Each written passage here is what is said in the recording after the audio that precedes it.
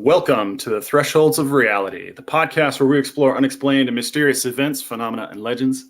Today, I'm joined by Dr. Michael Glawson, a philosopher, ethicist, professor, scientist, you name it. He's got not a scientist. I'm science adjacent. He's got the bona fides necessary to tackle the topics of UAP ethics and philosophy and how we're approaching the study of some of the strangest phenomena that people are experiencing today. So strap in as we explore the edges of the unknown.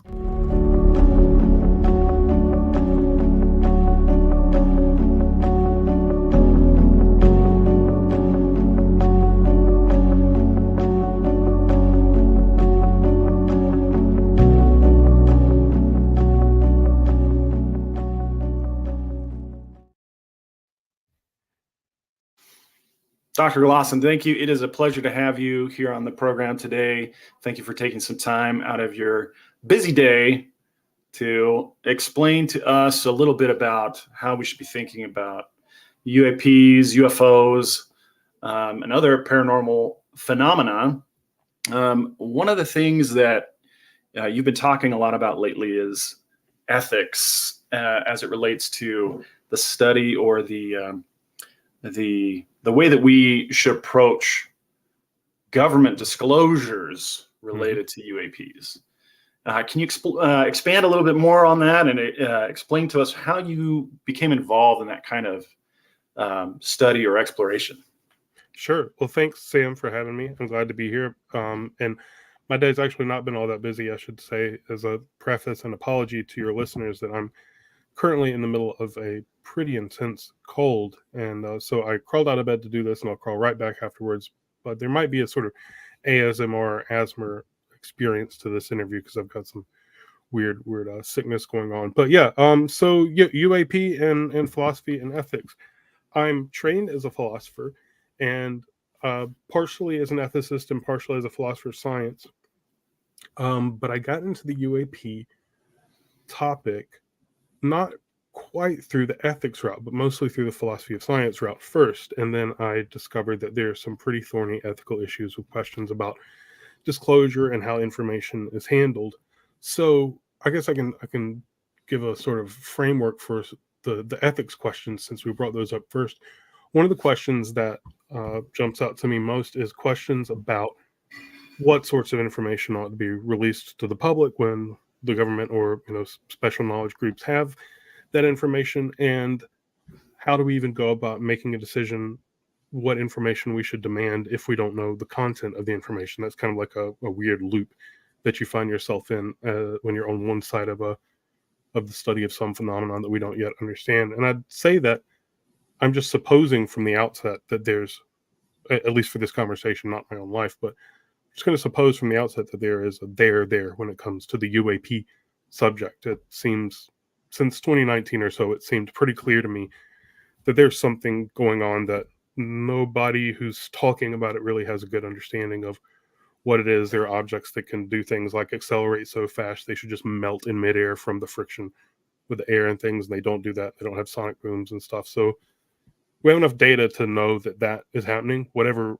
is actually behind it is an open question that I'm happy to explore the map of the terrain of different theories that you can apply to it.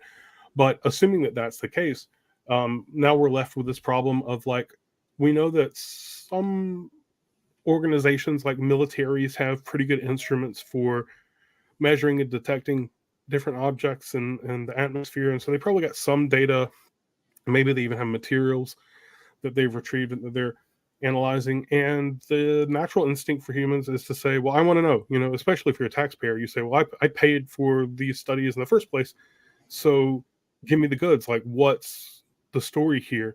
And I'm really sympathetic to that instinct, but I think that as an outsider to the UAP community, I mean, I'm an insider now, but a relatively recent insider, I came in sort of thinking that I didn't hear anybody making the argument that maybe there's good reason for restraint when it comes to disclosing certain pieces of information. I mean, we don't think that nuclear code should be given to the public or something. So might there be some reason to to think that we should take a more nuanced view when we're demanding information. So that's one aspect of the ethics, and there are several others that we can dig into, but that's kind of the one that first hooked me in my head.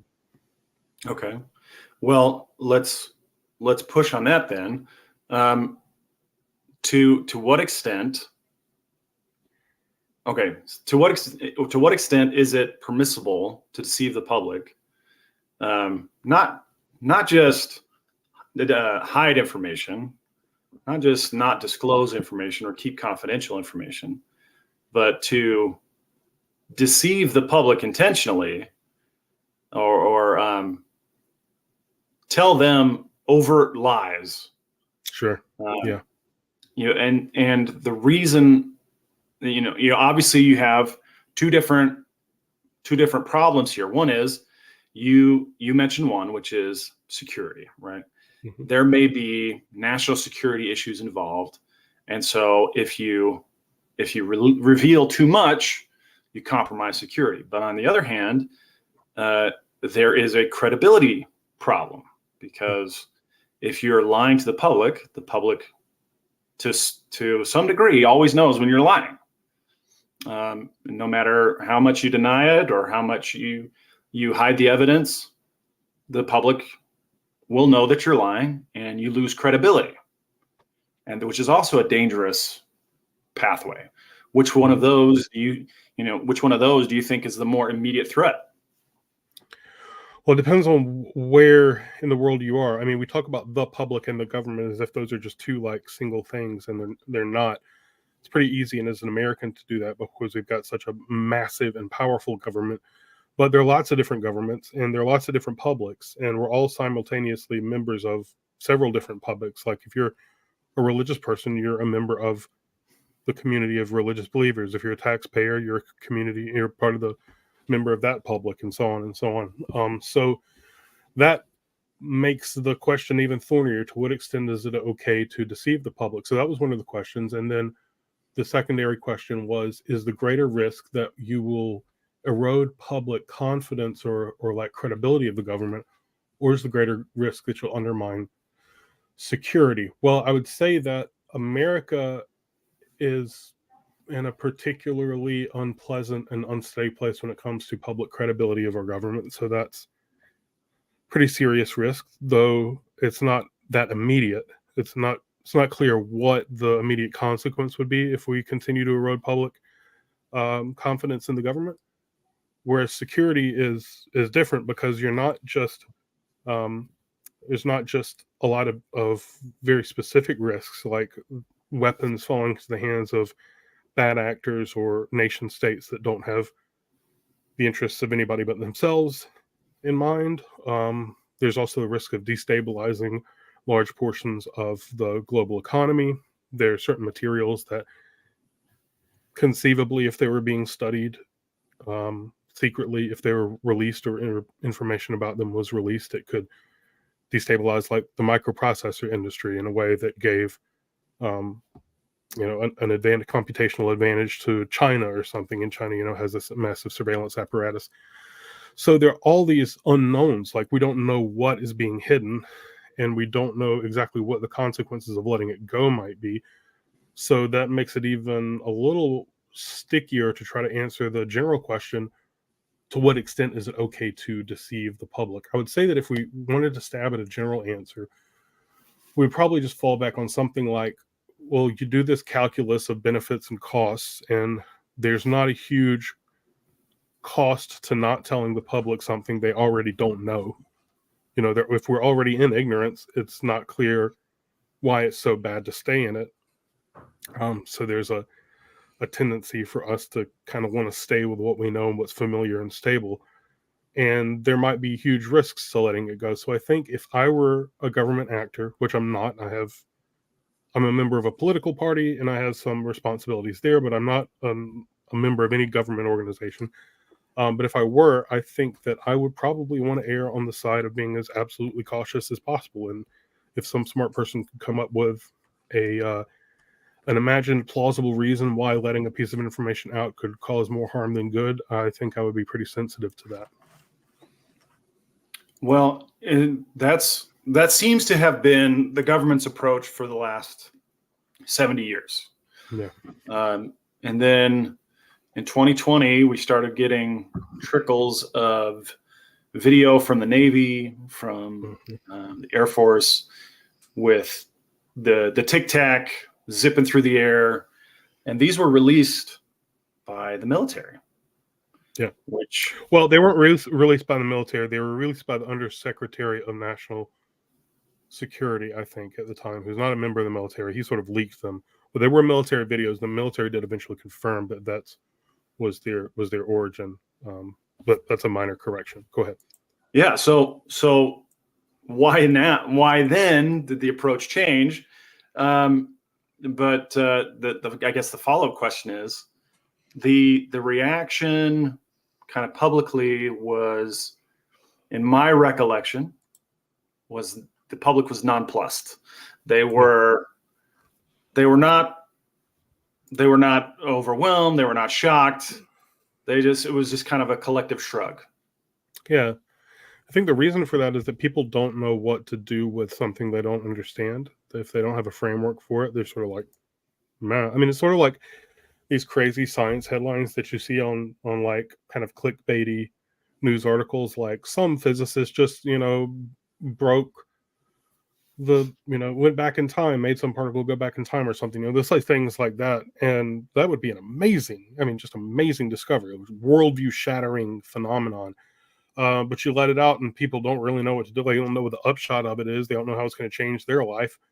So they're just like, man, I mean, that's cool, but you have to get up the next day and like feed your kids and go to work and all that stuff too. So it's just sort of like the mundaneness of the everyday kind of erodes the initial amazement at whatever has been released. And I think that's what the public has done with the UAP phenomenon, is that the government, at least the American government, and many other governments, have admitted that there's a thing here. We don't know what it is. And it's very significant. They've really underplayed the significance for good reason, because they don't want, at least one reason is probably they don't want to create panic, because there are reasons to worry. I mean, if our telemetry is right, we have objects that can move extraordinarily fast with incredible precision, and you wouldn't even need to strap a warhead onto one to slam it into a nuclear power plant and cause a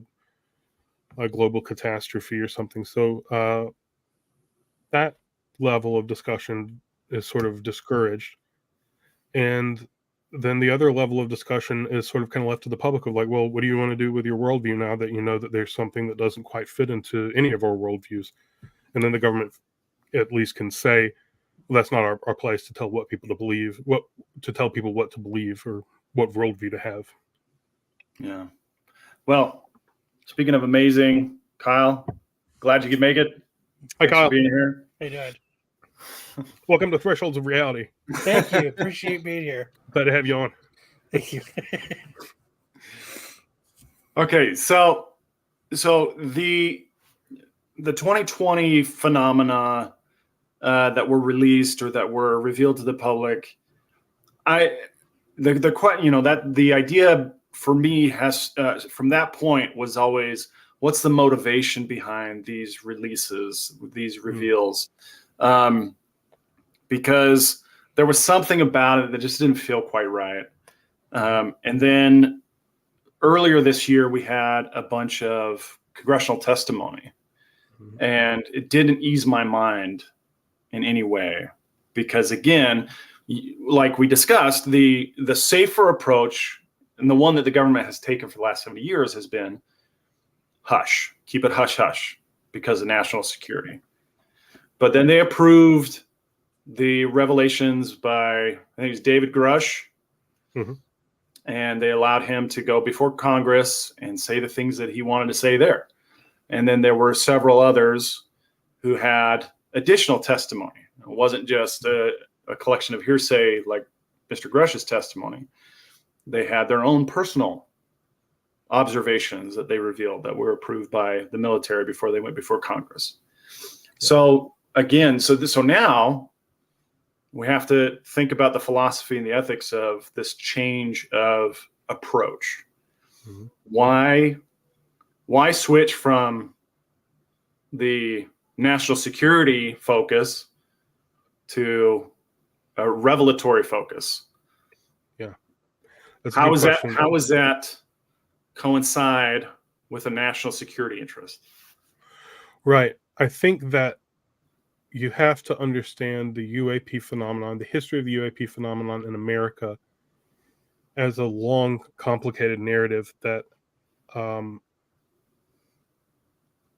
the attitudes towards UAP on the part of government agencies has shifted along with certain global political dynamics. Like, for instance, when whatever crashed in Roswell in 1947, when that happened, the immediate reaction on the part of the military was fear that this was a Russian uh, airborne object, or some sort of like repurposed German design that was way ahead of us, right?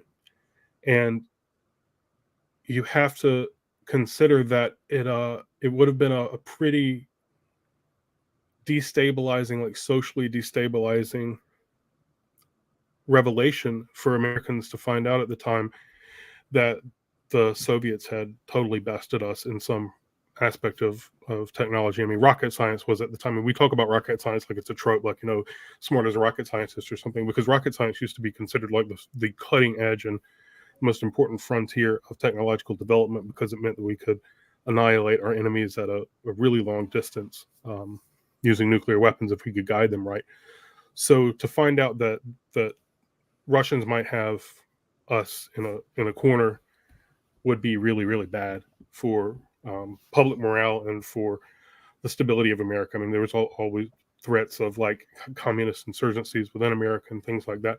So that was one concern that drove, I think, the military to eventually, after a few days, try to change their story. I mean, you have to remember that the very first story that the military released was that a flying saucer had crashed in Roswell. The bodies had been recovered. And I know for people who aren't super familiar with the history of whatever happened there, that might sound crazy, but it's just like a historical fact. Like, whatever you want to infer from it is another Like question. it was but in the there's no question. newspaper. Yeah, it was in the newspaper, and also the actual Air Force Office of Public Communications. I can't remember exactly what it was called, but it was public communications officer was told to by the head officer of the base to release this news report that a flying saucer had been retrieved. And you have to remember, this is the base from which like the nuclear bombers flew away, and they had been tested. This is a very important base. So you see that initial announcement, and then you see this retraction with the story that doesn't work very well at all. So it's a weather balloon crash test dummy sort of story. But that's easy to understand when you see the dynamics of like the fear of the Soviets after World War II. But then you fast forward to today, and that worry isn't quite there. And also, the decisions are in the hands of a different group of people. It's no longer the military who are making the decisions about disclosure because their videos are being leaked. And now Congress people who are part of the government, but they have a whole totally different set of incentives than military people do. I mean, people in Congress are there for a pretty short time. I mean, a few of them make really long careers of it, but you might only be there for 4 or 6 years. You go on and have some other life, and your job is to serve your voters. If you're a lifer in some 3-letter organization or in the military, you don't really have to answer to anybody except your immediate boss, and your job is to preserve the institution. So the decision making sort of fell out of the hands partially of those institutions like the military and the 3-letter organizations, and fell more on the shoulders of Congress, whose voters were demanding that they let them know something. And a few Congress people also had personal interests in it, like Marco Rubio and Kirsten Gillibrand, and they took it up and started pushing. And that was a bad thing, because you no longer had this dynamic where people from the CIA or the Army could come privately to a congressperson and say, you really just don't need to be talking about this because it's national security and it's going to like screw everything up. That used to be a really compelling argument. It's worn thin now that we don't perceive ourselves as being in a Cold War with a existentially threatening adversary. Yeah, and so I juxtapose the security and the credibility, because when the credibility hits critical mass, it becomes a security issue. Sure. Right? Because if the public does not trust their government, the public will rebel against the government. Hasn't happened yet. What? Whoa, he has been sleeping a while. So, Yeah. so it can reach, credibility can become a critical security issue too. And perhaps what I'm saying, or my thesis would be, is that right now we're at an inflection point where national security for the military or the technological applications is at the same level of security threat as the government credibility is. And that we're at this sort of point where the government is really trying to tease out which one of them is going to go critical first. And they don't know. And so they're trying a new approach to see if they can rebalance those competing interests. I think that's a totally plausible way to paint the picture. I'm not sure if there's any way of knowing whether the security threat from whatever information is being held and the security threat from a public that's lost its confidence in the government. I don't know if there's any way of knowing how close those are to each other without knowing the information that's actually being withheld. I mean, it's possible that the sort of information that's being withheld is something like a recipe for a fairly easy to create bioweapon that would kill everybody, or a propulsion system that could be turned into a nuclear bomb that would make Russia's nuclear bombs look feeble or something. And in that case, there's almost unlimited incentive to suppress that, even if it means that the public is going to just think you're full of shit, which is the direction we're going in. But that said, I think your inflection point idea is right, that we're at some point where the scales seem to be tipping in the absence of any knowledge. And it's important for everybody to consider that the government is not just like one monolithic organization that all shares its knowledge within itself. Like, the government is nothing but a fractured collection of offices, each of which is competing for their own resources and their own agendas, and each of which has pretty strong incentives not to share information until they absolutely have to. I mean, that's why you have to write legislation to get one office to start sharing information with another. It literally requires an act of law, an act of Congress. Otherwise, the Pentagon will just tell you to go fuck off. We don't have to tell you anything that we don't want to. That's kind of their job. So when we talk about the government hiding something, it's the government is hiding things from itself all the time. Whatever knowledge there is about how to create our best nuclear weapons right now, it is held by a very, very small number of people. And that knowledge is itself fractured and held among only a few different groups of people that don't share it, so that you don't have any one person who has the recipe. There are good reasons for that. But there are also these consequences that, like when the videos came out in 2019, everybody in the military was calling everybody else saying, are these ours? Like, you had generals in the military calling generals from other branches and saying, do you own this thing? Because we don't own this thing. And they just have to trust each other that they're telling the truth, because there's no general knowledge sharing like that unless it's already like an established channel. And then there are other subcontractors like Lockheed Martin, for instance, who the government can take a project and hand it to and say, you work on this and give us this end result, create a stealth bomber or something for us using these technologies that we know a little bit about. But then you can't request information from Lockheed Martin. It's a private corporation, right? So these private subcontracts are really effective ways of hiding information from the government, hiding information from itself, essentially, so that they can just get what they want out of it without having any risk that a person can submit a FOIA request or a congressman can get curious and then eventually amass enough power to demand to know what something is, because nobody can demand that private corporations release their knowledge. I mean, you can write legislation to do it, and that legislation has been written in these UFO bills where they say things like, if anybody is part of any reverse engineering program for off-world materials, you have 30 days to come and tell Congress. But there's very, very little teeth to that sort of bill, so the information kind of stays silent. Yeah, it's like, I mean it. You better come tell me. Yeah, literally. Come I mean, on. that's it. And then they say, if you don't, you're going to have this punishment. And then once the punishment date passes, there's no incentive now. There's incentive not to come forward. so you'll be punished, right? So those bills don't work very well. And I'm not sure how you'd write a better one, but they just don't work. It's that scene from Christmas Story where the kid sticks his tongue and freezes his tongue to the post, and does anybody know what happened? Is anybody going to tell us what happened? And nobody says anything. Well, whoever did it, you know who you are. Yeah. Yeah, it's not a very effective strategy. No, we did it's have an odd place to be with this sort of knowledge too. Yeah, we did have a comment in the chat. He wants to get your thoughts on why the Five Eyes program has gone silent. Okay, so the Five Eyes program is an international cooperation between America, New Zealand, United Kingdom, Canada, and Australia, I think, to share, Britain, not the United Kingdom, to share intelligence among themselves for the purposes of their national security together. And I don't know what we mean about the Five Eyes program going silent, because they're my understanding secretive. My understanding of Five Eyes is that there's an agreement between these governments that they'll spy on each other's populations because it's illegal for them to spy on their own.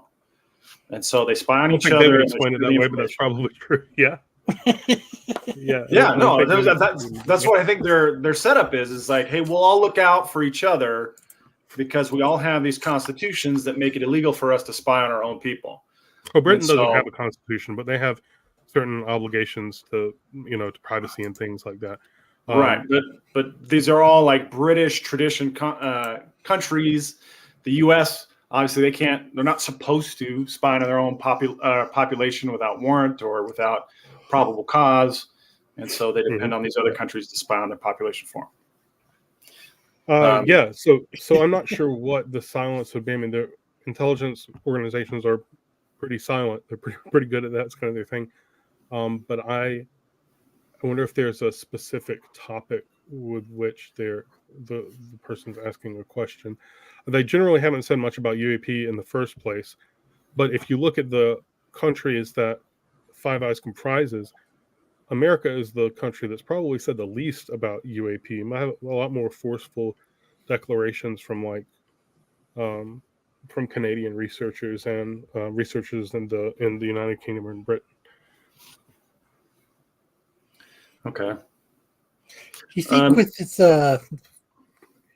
so we have this James Webb telescope out and about in the universe now taking pictures, and recently, I don't know if you found, but they have found a planet like ours that's actually and I guess they've discovered that it's actually got kind of the same within the atmosphere. It's got the same coal burning and stuff like that, and stuff that's put out from humans. With stuff finding like that, do you think that the government or would start concentrating to see if anything leaves there? Do you think they start to hush that stuff up because of stuff that they might know? Or yeah, that's a good question. So the James Webb telescope is looking, and other telescopes are looking all around the universe. And if you were to ask somebody in the 1990s, they even asked an astronomer how many planets there are in the universe. I mean, there were people who argued that our solar system might be the only place that has planets in it, or that planets are probably extremely rare. Now we're at a minimum of like 1.5 planets per star. So we know there's hundreds of billions of planets out there. Most of them probably don't live in a zone where life that we can conceive of could survive. It's either too hot or too cold for life to organize and sort of live very long. But there's some small number of those planets that live in a zone where it's not too cold and not too hot, and we can look at those as they pass through the light of another star, of their sun, and we can look at the color of the light of the sun, and then we can look at how the light shifts as the planet passes in front of it. And in using that, we can make some fairly good guesses about what is in the atmosphere. Now, what you're talking about when you say like that we see traces in their atmosphere of things that humans might produce, there aren't many chemicals that we can definitively say can only be produced artificially. There's some that it's really hard to imagine how they could be produced anyway, other than through some pretty gnarly industrial processes that we use now. Dr. Pepper. But Talking about Dr. Pepper. Sure, yeah, Dr. Pepper, Mountain Dew. But we can look and we can see that there are some planets that seem to have, they clearly have an atmosphere because they're shifting light rather than just bouncing light off the surface of the planet itself. And they're shifting light in ways that indicate that there might be like oxygen there. There might be what we call organic molecules, which is a pretty misleading term because organic sounds like it's a living organism or something, but it's really not. It's just the sort of molecules that life needs, the version of life that we understand needs in order to kind of thrive. And we have found some planets that seem like pretty promising contenders for future research. We haven't found anything that definitively says there's got to be intelligent life working there. But your question, do you think the government wants to shy away from that? I don't think so, because it's not the sort of knowledge that seems to have a lot of threat attached to it. Knowing that there is a planet that might have some bacteria or something on it would be a fantastic. So, I mean, it would be a life-changing discovery for humanity, but it's not clear how it might destabilize the global power distribution or something. If we found a planet that had clearly intelligent life on it, and that could only be seen through really expensive and tightly controlled instruments like the James Webb Telescope, I'm not confident that the government would make that discovery known. I think it would be there would be attempts to keep it as tightly controlled as possible, and that's easy to do in scientific organizations because you can always say, well, you don't have proof yet, so it would be irresponsible to let people know. That's why when you see like NASA's UAP reports, they say things like, well, there's no evidence that any of these UAP are extraterrestrial life, but you don't have any definition for what evidence of extraterrestrial life might be, so they're always able to say that. I actually don't tend to think that UAP are extraterrestrial in origin, but it's misleading to the public for scientific organizations to say, well, we don't have any evidence that extraterrestrials or whatever, because they haven't clearly defined what evidence they would say counts. Yeah, that brings up some really interesting kind of defining the parameters of the debate. One of the things that you brought up in my first question was, well, what do I mean by the public? What do I mean by the government? And to that, I would say, how many governments regularly tackle the topic of UAPs or UFOs? A lot more than you would think. We know lots of governments have had really active UAP research programs. We know, for instance, the Soviets pursued this doggedly in lots of different ways, and it's really interesting for people to think about the different ways that different worldviews and different political views lead us to think of these subjects very differently. For instance, the Soviet Union was an atheist political organization, right? There was no religion. Religion was sort of prohibited there, which means that if you believe that there's no God and there's no souls and there's no spirits or something, everything must be just atoms and atoms and electrical charges and things in the void of space. You don't have this taboo or prohibition against believing in things like spirits or psychics or something, right? The reason that we have kind of a prohibition, a mental taboo against believing those things, has a lot to do with how it doesn't fit very well with people's spiritual views about reality, right? But if everything's just atoms in the void, and you've got some data that there might be psychic phenomena, you're free to study it because it's like, oh, it's interesting. What explanation might there be for this? There's nothing taboo or hidden or to be feared about that. So the Soviet Union had a pretty rich psychic phenomenon study going for a long time. There's a great book called The Russian Cosmists by George Nikolai, maybe. Don't quote me on that. About a long history of Russian scientists and mystics contacting beings from other or attempting to contact beings from other planets using psychic and other sort of occult practices and things. And then there's other countries that are just much more. They have much less at stake, so they can say things like the Netherlands. Their top military officer has said, I think close to 2019, that they had concluded that the UAP were an extraterrestrial phenomenon. Nobody gives a shit what people in the Netherlands think, apparently, but they know that gives you a certain freedom, right? You can say what you want, and it's not going to collapse the world. South American and Latin American countries like Chile, Venezuela, Peru have all had pretty rich UAP military encounter studies and data collection in ways that America doesn't.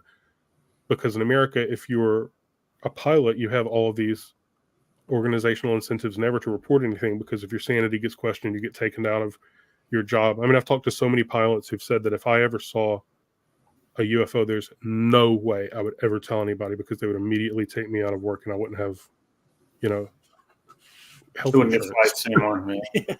Yeah. Well, these other countries, what kind of infrastructure do they have to do those studies, to make any claim, to establish the claims that they're making? Well, most of them don't have a lot of technological infrastructure specifically for studying UAP. Nobody really knows at this point what such an infrastructure would look like. I mean, how do you study something that is by definition a scientific anomaly? All of our instruments. You have a guy there with binoculars. He goes really fast. Right? Yeah. Just constantly looking. So most governments that have invested any amount of energy into the study of UAP have done so using data that's been accidentally gathered. So, for instance, I think it might be Puerto Rico.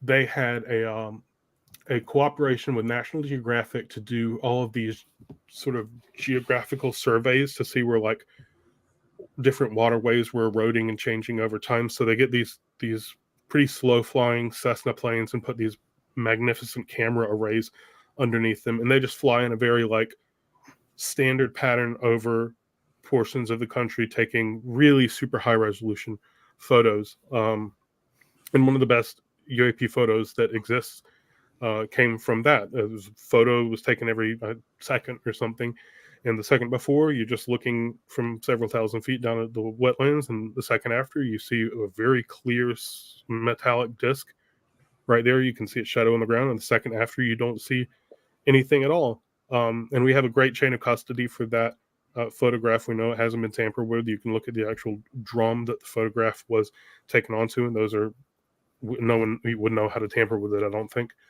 And so every military that has cameras and planes and stuff has been collecting data to some degree, depending on what the prohibitions against it are. And different countries have different levels of prohibition. And so it's that level of information gathering that most countries are doing, and that we get maybe the richest data from, is just finding that this thing was seen and then going and interviewing people and collecting that and keeping it in boxes and having people analyze it. But specific infrastructure just to study UAP, most countries don't have any at the technological level. Some do have at the organizational level. Britain did for a long time. They had a whole office, but I don't know if it's in use anymore. Well, and then when we talk about who the public is, how much of the world is really involved in understanding what UAP are? I saw, and I'll bring that up because you mentioned it earlier, but I saw a TikTok that also kind of made it a point. And the guy said, why am I not worried about UFOs? Why am I not worried about UAPs? Here's a simple flow chart to explain why. do I have to go to work tomorrow? Yes or no? Yeah. If the answer is yes, then I don't care. If the answer is no, then the next question is, well, do I still have to pay rent? If the answer is yes, then I don't care. If the answer is no, then yeah, now I care because I don't have to go to work and I don't have to pay rent. So now it's a serious thing. So how much of the public really cares, given that kind of a flow chart mentality, that kind of mentality is out there kind of afflicting all of us? Yeah, well, it doesn't afflict all of us, right? It afflicts almost everybody who's not rich. There are a lot of countries where it afflicts people at much lower levels because wealth is distributed much more fairly there. I'll just say that it's really, really good for secretive organizations when your population thinks that working a minimum of 40 hours a week is a normal thing that everybody should have to do, and living to paycheck is a normal thing that the middle class does. Not that doesn't mean you're poor. It means you're middle class. That sort of belief is really good for government secrecy because it saps away the time that you need to engage in luxuries like wondering what might exist outside of your own daily experience. So I would say, yeah, I agree. This pretty small portion of the population that has the luxury of being able to engage with these thoughts seriously, and an even smaller portion that has the luxury to do it at any length. I mean, reading one book is for a lot of people a month-long enterprise because they just don't have the time to sit down and do it because they have to work an unreasonable amount of time of their life, spend an unreasonable amount of their time trying to like feed themselves. But yeah, it's a small portion, but I think that it becomes a bigger portion once people start attaching the questions to other more serious interests, like as just an abstract question of like, what else is there out in the stars? Everybody wonders that, but it doesn't really motivate people in any like really passionate way. But if you start thinking that your government knows and is keeping it from you, that hooks a little bit more, especially if you have resentments towards your government that are valid, or at least you feel are valid, that hooks a little bit more. So I think part of what the UAP community needs to do in order to engage the public at a deeper level with the significance of the topic is to show how it's significant for your daily life, like show how um, it how studying UAP could lead to scientific advancements that make life better for everybody, or how suppressing UAP knowledge might be a way that power is being consolidated in the hands of the people who already have it, and so forth. And I think all of those things are true, even though there's also potential risks of disclosing sensitive information. Yeah. So we've covered a lot of kind of fascinating and in-depth topics, really just from very simple premises. We were able to kind of dig deep. What are some current projects that you are tackling right now? What are some of the questions or conundrums that you're currently working on that have you fascinated and are taking your time? One of the most fascinating sort of sets of questions that I'm kind of reading and researching on right now is what I think of as the boundary question or the demarcation question of how we define UAP phenomenon distinctly from other phenomena like religious phenomena or occult experiences, or even what people might call ghosts or angels or poltergeists or whatever. We talk about UAP. I mean, we've moved away from UFO because that used to mean unidentified flying object, and it got too associated with like really bad sci-fi movies. And now we've moved towards UAP, which is a broader term, and sometimes it means unidentified aerial phenomena, and I like to use it to mean unidentified anomalous phenomena that just does not fit in our scientific understanding of the world, but that we know is observably there. And then, but I think that we also grab that term because a lot of the things that we consider UFO experiences don't actually involve objects that are flying. Some of them are underwater. We know that there are transmedium objects that can go from the air, under the water, and back. There's no question about that. We have videos of it that the military has released. We have other things that that you just encounter beings, like abduction experiences. Those are very real. I know that's the sort of thing that is super easy to assume is just like kind of hokey bullshit, but it's not. If anybody's interested, check out John Mack's book on abductions. He was the chair of Harvard's psychiatry program at Harvard Med School, and he wrote an entire very long volume on studying abduction experiences and concluded that they're absolutely real. I think that's right. So, but a lot of abduction experiences don't involve any sort of flying object or anything. There's just sort of this assumption made that they're connected. But then a lot of what we would consider like ancient religious stories or portents, what we call portents in the Middle and Late Ages, strange events in the sky that aren't quite flying objects, sometimes battles between strange shapes in the sky or voices from the sky or beings that appear out of the sky or whatever, or animal rains, for instance. We know that animal rains happen, and there's not a very convincingly good explanation for why one single species alone would fall down from the sky in huge numbers in areas where they're not indigenous. But we know that happens, right?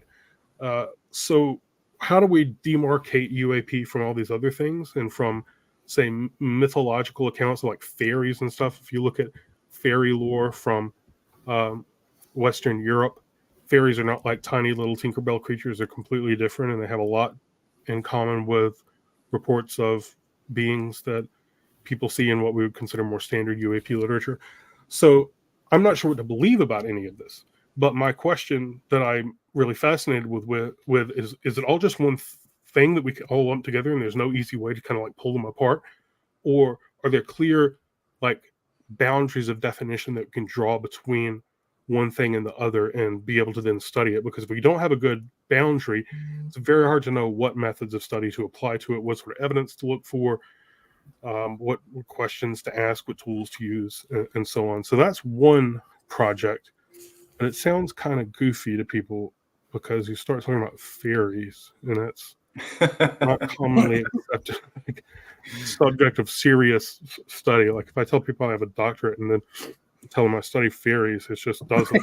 The hole, the object doesn't go in the hole. It makes me want to go buy all the toilet paper from the store.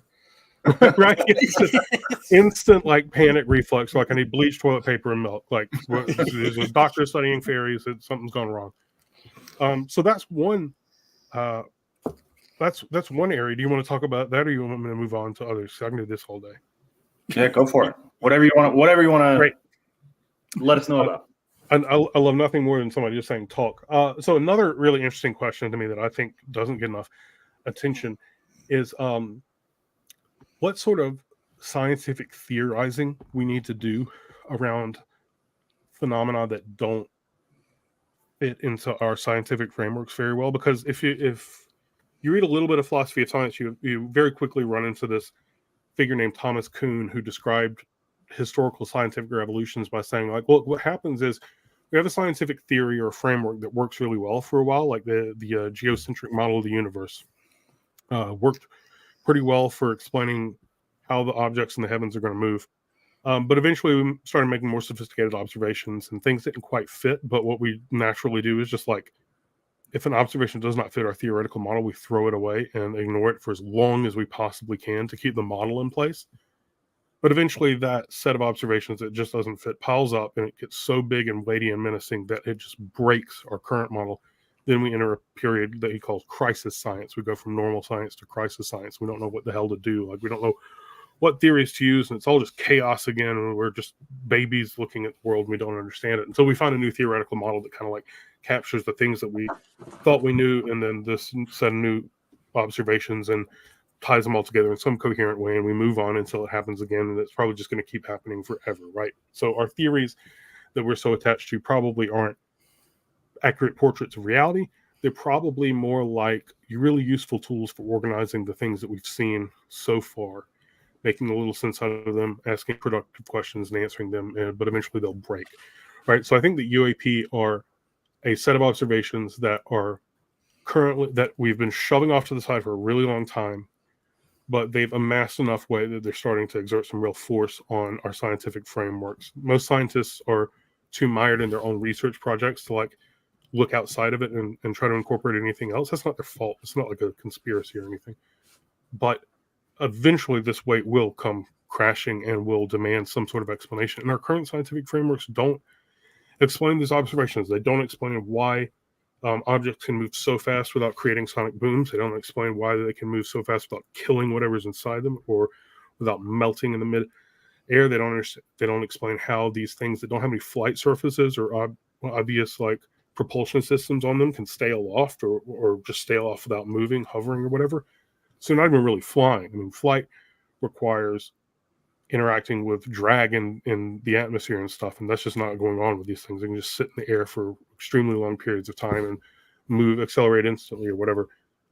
Those things don't fit into our frameworks very well, and that's a good reason why people haven't studied them, because the tools that we use to study the universe just don't do anything. It's like trying to study a movie with a microscope or something. Just not the right thing.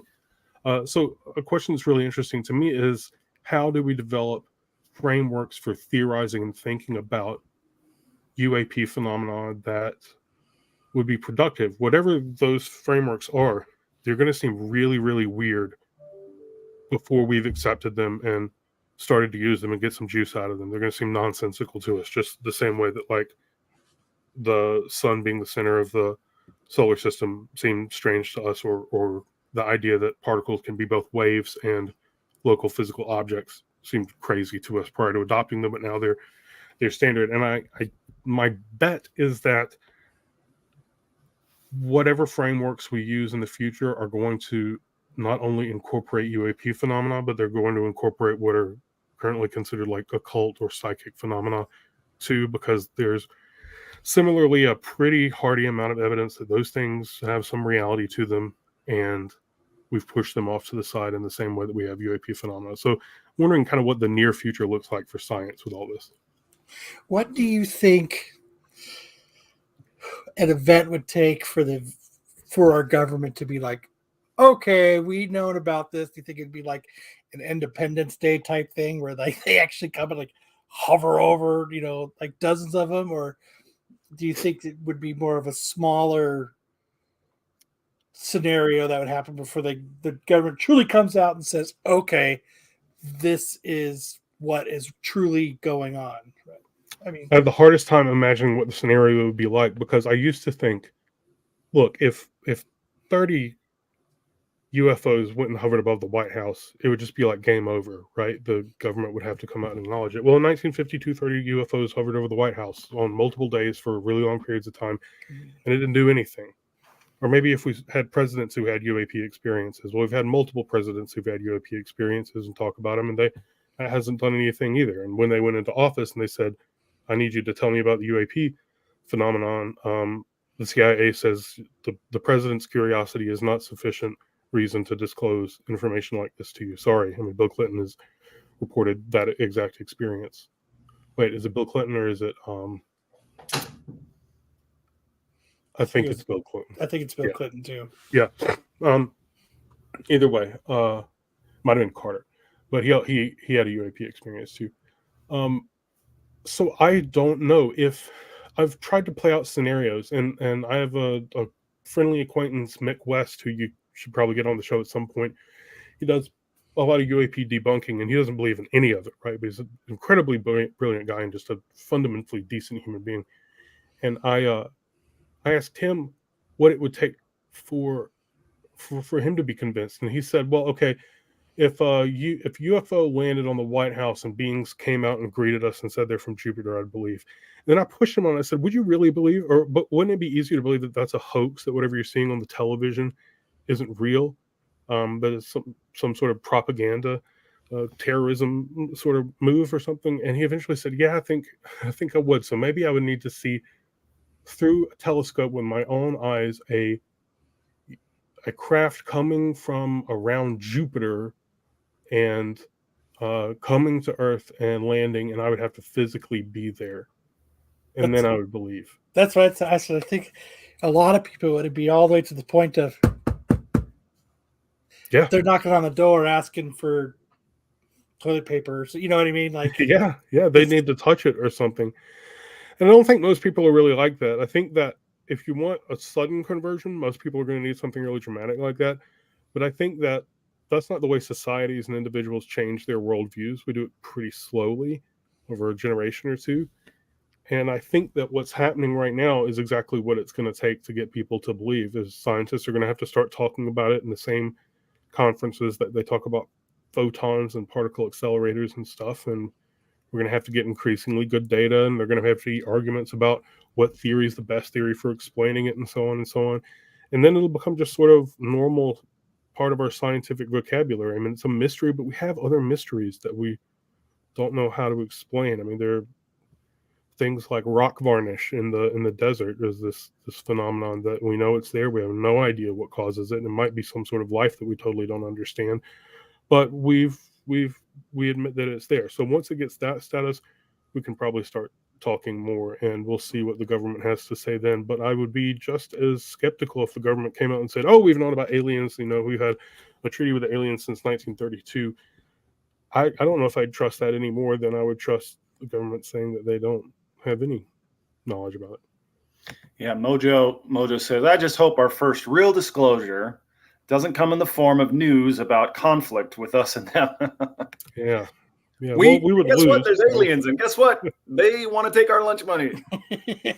Well, if you read, there's a great book by Colonel Philip Corso, who headed up the Army Department of Research and Development, called Day After Roswell, where he lays out very clearly his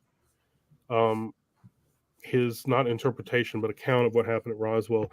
And that's his story, is that there initially was some sort of conflict between some extraterrestrial race and humans, and we had to like tamp it down. I think the safe bet is that there won't be any conflict, because if there were one boiling, it seems pretty clear that we would just be over. It would be done. I mean, if their technology can accelerate things the way they do, they don't need anything else to annihilate us, as long as they don't care about ruining our planet. If they do care about ruining our planet, it might take a little something more sophisticated that we don't know about. But if you look at the work of like Gary Nolan over at Stanford right now, who's studying retrieved crash materials from UAPs, he's Stanford Medical School professor, talks very openly about having had experience with what he thinks are extraterrestrial beings. He'll tell you that that the materials that he's looked at have properties that he's not sure how to explain, and so their material science must be super advanced, whatever the source of this phenomenon is. And so, yeah, you can be pretty well assured that it would take an act of extreme irrationality to be sustained for a really long time for us to have a conflict with a being that could just, or society that could just annihilate us. Well, that gives us a lot to chew on, Dr. Glawson. Thank you so much for joining us. Where can people find your work? Sure. Well, I'm pretty new to the UAP field, so I don't have a lot of UAP work that's published. Most of the stuff that I've done has been academic philosophy. I only came to the field a few years ago, but if you want to find more of my voice when it's in a much better condition, you can check out the UAP Studies podcast. Jason Giamet and I are the hosts of that. It should be on all. They dropped in earlier and said, good looking guys right there. Yeah, Jason. Thanks, Jason. Yep, you can find us at UAP Studies podcast on social media and on all your podcast platforms. You can look me up. I'm just Michael Glawson on X or Twitter, which I hate calling X, but and then there's my link tree, which is just Michael Glawson at Linktree, and you can find things that I wrote in my CV and all sorts of stuff like that. Well, thank you so much for joining us today. We appreciate your time. Hopefully we'll get to have you back soon to crack open our crania and siphon out some of that philosophical goo so that we can put our minds to good use. I'd love to do it again, guys. Thanks for having me. It's been a great pleasure. And with that, make sure you like, comment, subscribe. Thank you to the chat for all your comments and participation. You guys had some great stuff today. And until next time, keep on exploring the edges of the unknown.